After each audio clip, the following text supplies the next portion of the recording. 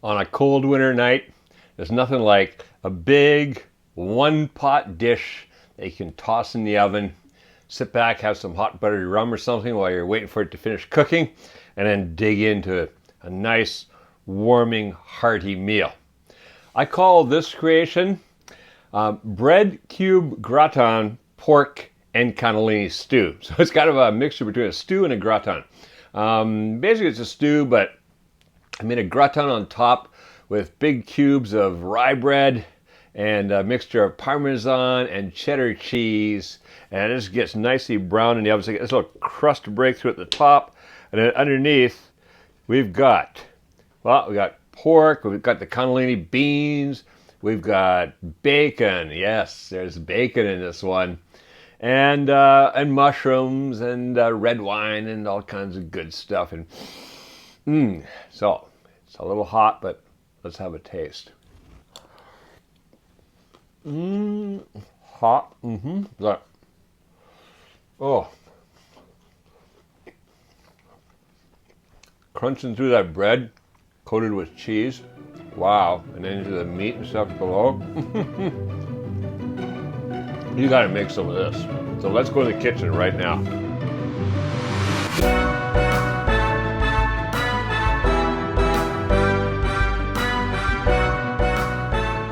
Now here we have our ingredients. Now across the front, I've got one onion. It's got a nice size, good large onion chopped up. I've got 5 cloves of garlic, thinly sliced. Over here, 2 tablespoons of olive oil, 1 teaspoon of salt, 2 teaspoons of pepper. And here, this is a half a pound or 230 grams of bacon block. Now it's the bacon that comes in a block, and then I've cut it into sticks, which are somewhere between 1/8 and 1/4 of an inch in thickness. So that'll be anywhere between 3 and 5 millimeters. Then here, the cheeses. We've got here is 2 ounces or 55 grams of Parmesan cheese grated, 4 ounces or 110 grams of cheddar cheese grated. The mushrooms. We're looking at, I think today there's about 17, so anyway, usually about 16, 18, 19 mushrooms, somewhere around there. And again, these are also cut anywhere between 1/8 of an inch and 1/4 of an inch. Nice thick cuts. So again, anywhere between like 3 and 5 millimeters in thickness. Here, I've got 1 pound or 450 grams of pork. This is thigh meat. We call it momo. So momo meat, thigh meat from pork. 1 pound, 450 grams, and that's cut into small bite-sized pieces. The bread. This is rye bread. And what I've got here is 3 cups of these cubes. I've cubed them about just a little over half an inch, so about 18 millimeters or so. Yeah, roughly. I mean, this doesn't have to be exact. And that comes from anywhere between 5 to 6 slices of rye bread.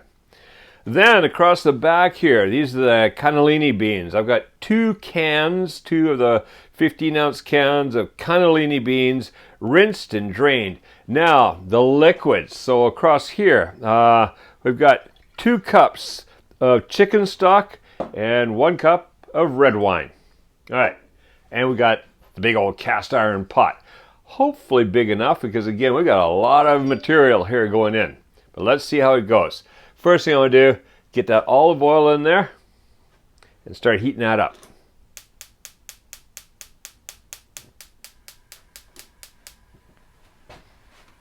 Bring that up on medium heat. And once that starts getting a little fragrant, a bunch of these ingredients are going in. I'm going to get the liquids out of the way right now so I don't knock them over. We don't need those quite yet.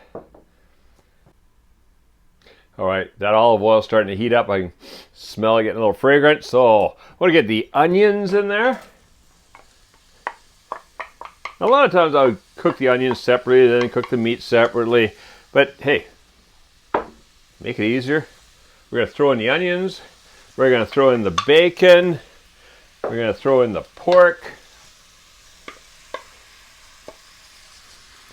And salt and pepper. and then just start moving things around. So I'm going to cook this now on medium heat, stirring it occasionally, getting everything combined together here, getting the salt and pepper spread out. I'm going to do that about 10 to 12 minutes. I just want to kind of soften up the onion a bit, brown up the meat a little bit. Doesn't have to be much. Just a bit, because after that we're going to be cooking a lot more yet. All right, see you back here, 10 to 12 minutes.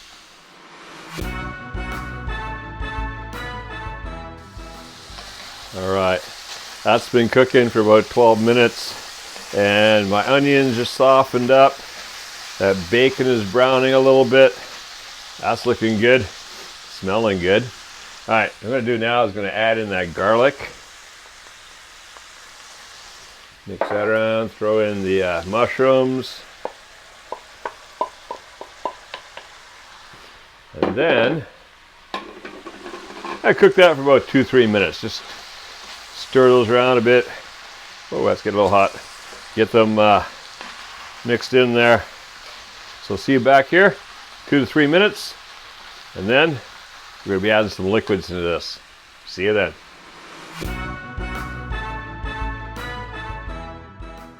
All right, pot's getting a little hot. Thank goodness for bandanas. I've always got some of those on me. Yeah, I know the oven mitts are here, but they're over in the other room. So, all right, that is looking good. So now I'm gonna take that red wine and just add that in there. And in case there's anything stuck to the bottom, a little deglazing, just go a little bit around and give it a little push. That'll do. Oh, that's smelling good. Nice smell of red wine in here right now. All right, so we got the red wine. Let's add in that chicken stock. It's going to bring the liquids up for quite a while, but we're going to be cooking this for a while, so it's going to cook down again. Put that in. Then get my cannellini beans in there. Now the bread and the cheeses, that'll go later, just before you put it all in the oven. But right now, what I want to do here is I want to simmer this, get this up to a nice simmer, and cook this for anywhere between 30 and 40 minutes. What I want to do is I want to reduce that liquid now. So we got a lot of liquid in there. We're going to get it down, and then we'll be having a nice delicious stew. Then we're going to top it with these toppings and toss it in the oven and get our gratin topping on there. All right, see you back here in a half an hour or so.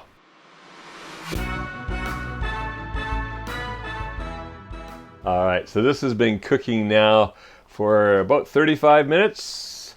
Just every once in a while I'll come in here and give it a little stir just to mix it around a bit so everything gets cooked evenly. But look at that, you can see the liquid's gone down quite a bit. It's gone down actually about 3/4 of an inch, about 25 millimeters. And what we're getting now is this nice rich broth in there. In fact, I can have a little taste of that.